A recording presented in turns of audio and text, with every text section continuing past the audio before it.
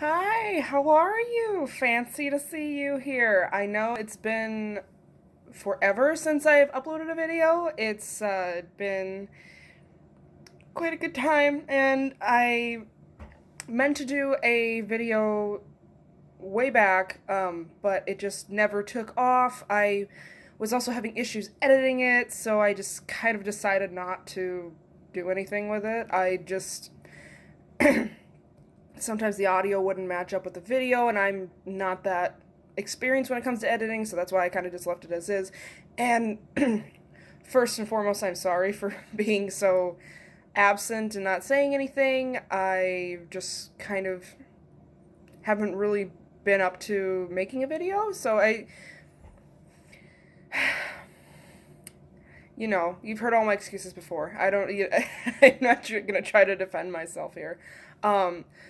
Because I have been pretty despondent when it comes to making any kind of announcement as to when I'm actually going to upload another video. But anyway, on to this video. I was debating whether I should talk about the whole James Charles situation, but I feel like I'd only it feel like it would make me look like an attention seeker, so I don't really want to add my comment on that. All that I know is some shady shit is happening, but that's not the video for today. The video for today is going to be another book review, but it's going to be a little bit different because it's not going to be a typical book that I would usually review. It's kind of it's almost like a masterpiece in its own right. Like it's kind of borderline on the creepy end, but it's also very how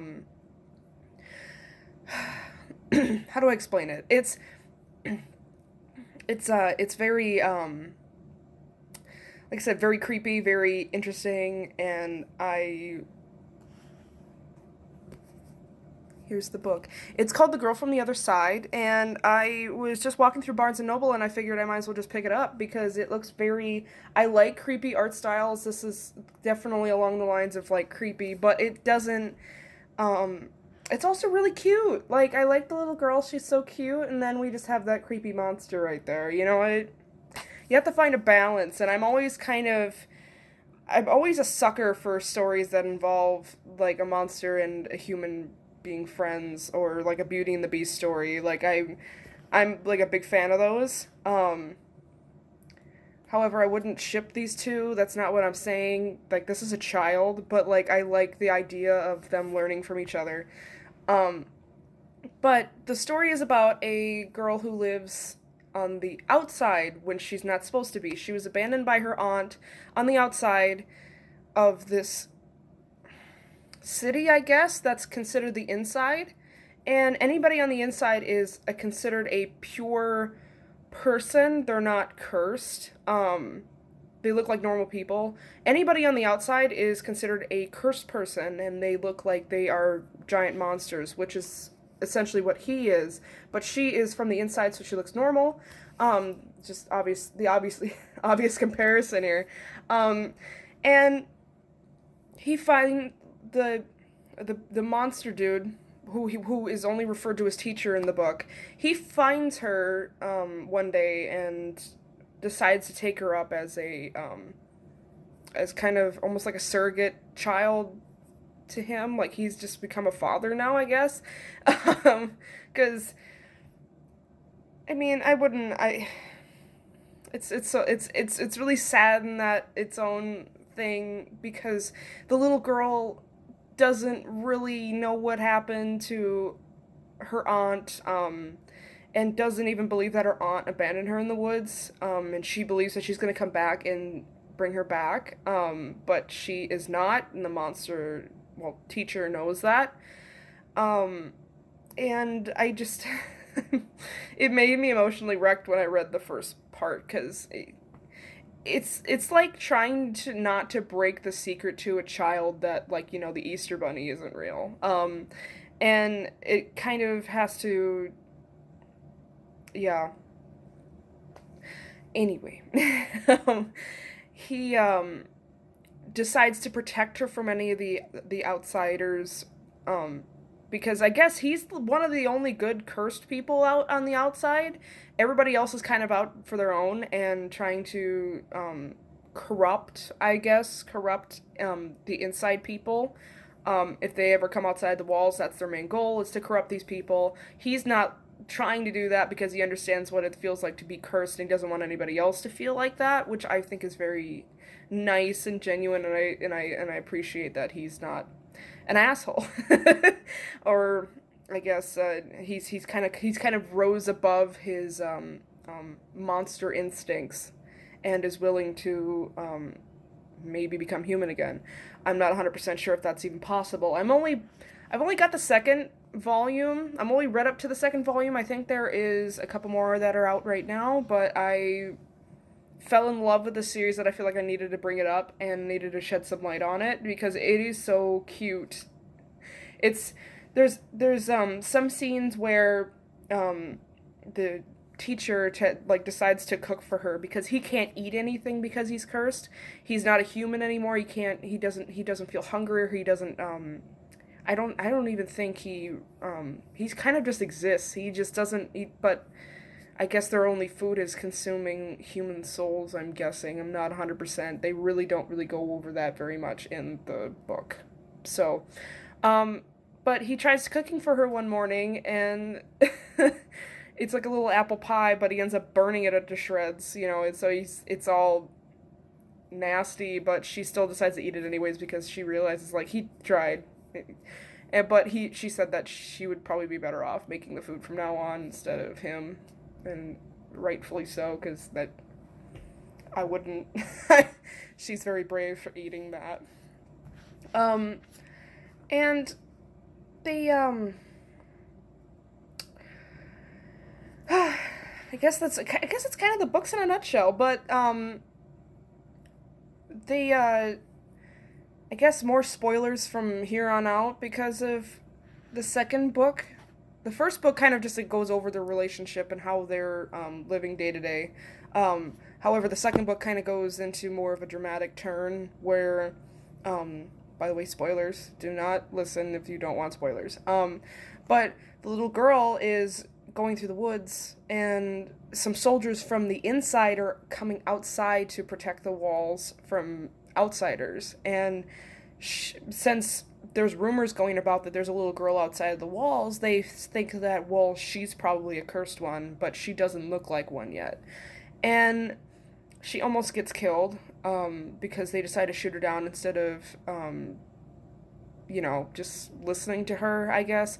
And I kind of understand because these people on the inside are very terrified of the people that are outside. So I guess I kind of understand from that point of view, but it's a child. Like, I'm just glad I didn't have to make that bonehead of a decision.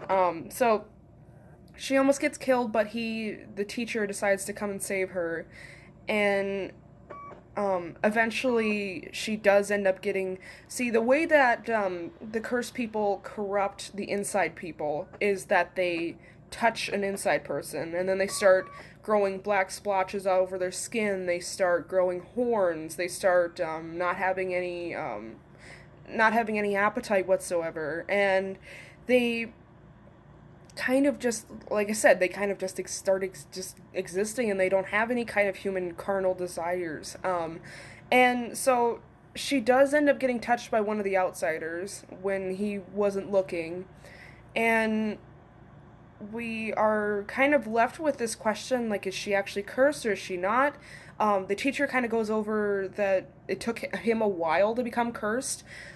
So we really don't know if she's necessarily cursed or not because she's not showing any symptoms. Although it kind of would have been pretty instantaneous. You would start at least seeing black splotches or feeling weird, different. But she doesn't feel that yet. So we kind of are left wondering, well, is she going to actually turn or is she going to stay human? And at the end of the book, we find out that her aunt has come back to find her. But like I said before, the villagers were talking about how there's a girl on the outside and there's something going on there. And they wanted to capture her before she caused any more trouble. So they used her aunt to lure her back inside the walls to essentially get murdered.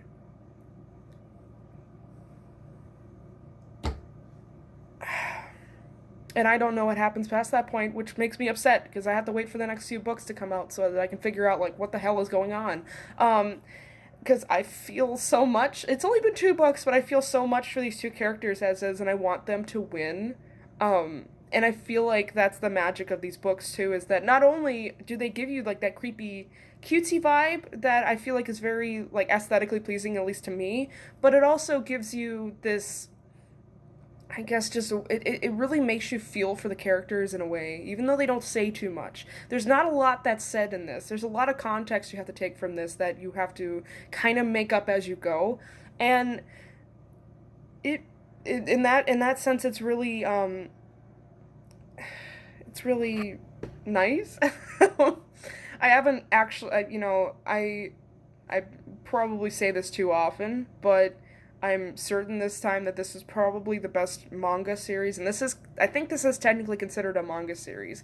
And I think that this is probably one of the best ones I've seen in a long time, and that's kind of, like I said, I do change my mind a bit on what's the best that I've seen, because I've seen so many, but I I honestly think this is probably going to be a personal favorite of mine. That's why I plan on buying the rest of the volumes and getting everything, so that I can absorb it all at once and I don't have to wait weeks in order to actually figure out what happens next. But yeah, so that was my review of The Girl from the Other Side, and I hope that you guys are interested in reading this. It's very cheap. Each book is probably about $10, I think, like average. Different volumes cost differently. When I went to Barnes and Noble, it was like $15 per book, but you can buy it on Amazon for a little bit cheaper than that. So I would probably go down the Amazon route, and that's what I plan on doing for the rest of the books. Because although I love this series, I don't want to overpay because I'm poor. I'm cheap, so I don't want to. I don't. Maybe I should say thrifty. I don't want to insult myself that much, but I think that this series is definitely worth a read, and I would, I also, like to hear maybe your guys' thoughts on it, because nobody else really knows about this, and I don't think anybody I know is really interested in reading this. At least as far as I'm aware, I haven't really mentioned this to anybody yet. But if you really want to get into a good series that's, you like your creepy stuff, you like your cute stuff, and you also like the things that make you feel, I would definitely suggest a book like this. It's definitely this one. Yeah. They took me about maybe, I would say maybe like a half hour to read each, because it's really thin. Like, when you think of like manga series, they're kind of like thicker books than this, but like this is really tiny for what I'm used to. And and everything is just so nicely done, and although, there's not too much to read on each page, it really does speak volumes. So if you're a fast reader like me, you'll get through it pretty quickly. But if, you like taking your time, like, you could still take your time and admire the beauty of the pages and all the artwork that's done. But yeah, I'll get I'll be done now. So I really appreciate you stopping by and watching my video. I know that I haven't been the most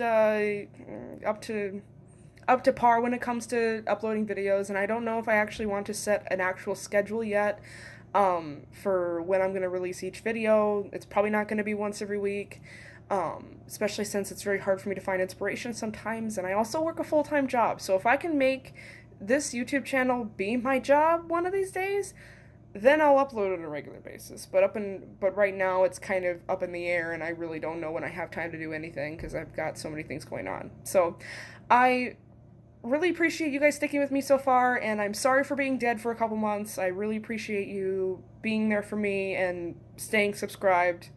Stay subscribed, please. I'm desperate.